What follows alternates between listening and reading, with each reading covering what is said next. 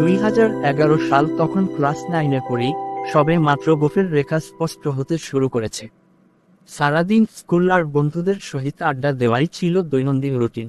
ভালোবাসা কি, সেটা নিয়ে তেমন কিউরিসিটি ছিল না। বন্ধুদের অনেকেই দেখতাম প্রেম করে, হাত কাটে, চিরকুট লিখে, ফোনে কথা বলে ইত্যাদি। সেদিন ছিল বুধবার, 7ই অক্টোবর 2011। তাকে আমি প্রথম দেখি আমাদের ক্লাসের সামনে নিম গাছে হেলান দিয়ে দাঁড়িয়ে আছে আর কার সাথে যেন কথা বলতেছে আর হাসতেছে।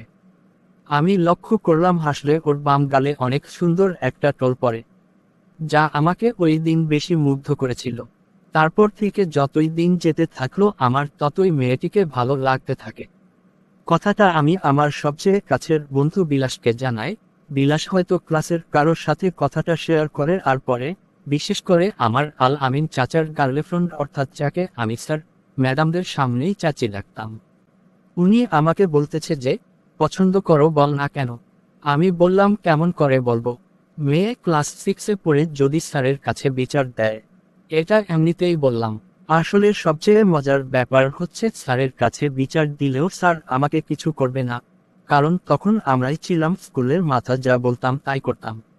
যাই হোক, পরের দিন চাচি আমাকে বলল, আজকে মেয়েকে তোমার কিছু বলতেই হবে। আমি কিছুক্ষণ ইতস্তত করে পরে বললাম, আচ্ছা বলবো। চাচি মেয়েকে আমাদের ক্লাসরুমের দক্ষিণের জানালায় এনে দাঁড় করালো আর বলল, নীল তোমায় কিছু বলতে চায়। আর চাচি বলল, এবার বলো, আমি পাশে আছি। কি বলবো বুঝেছিলাম না। ওইদিকে মেয়েটা বারবার জিজ্ঞাসা করছে, কি বলবেন বলেন। না মানে। আমি, কি না মানে? মেয়ে, না মানে বলছিলাম। কি কি এত না মানে করছেন? বলেন কি বলবেন।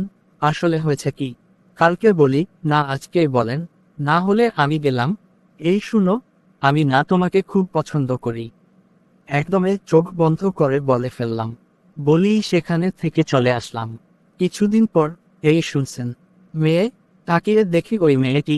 আপনি তো অনেক সুন্দর গান করেন। আমি সুন্দর গান করি, কে বলছে তোমায়? আমি, কেউ বলেনি। আমি দেখছি ওই সেদিন স্যারের সাথে আপনাদের ক্লাসে গানের প্র্যাকটিস করছিলেন।